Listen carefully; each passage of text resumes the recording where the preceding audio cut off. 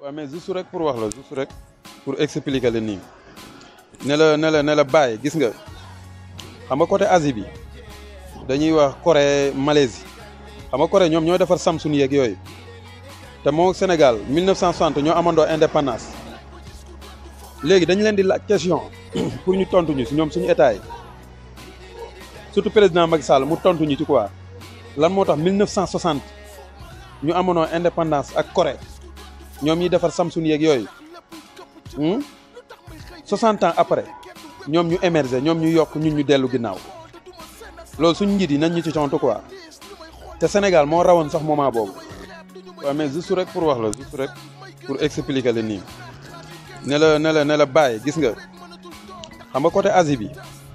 dañuy wax Corée Malaisie xam nga Corée ñoom ñooy defar Samsung yeeg yooyu te moo Sénégal 1960 ñoo amandoo indépendance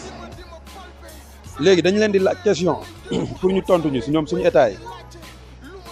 surtout président Macky Sall mu tontu ñu ci quoi lan moo tax 1960 ñu amandoo indépendance ak Corée ñoom ñuy defar Samsung yeeg yooyu 60 ans après ñoom ñu émerger ñoom ñu yokk ñun ñu dellu ginnaaw loolu suñu njiit yi nañ ñu ci tontu quoi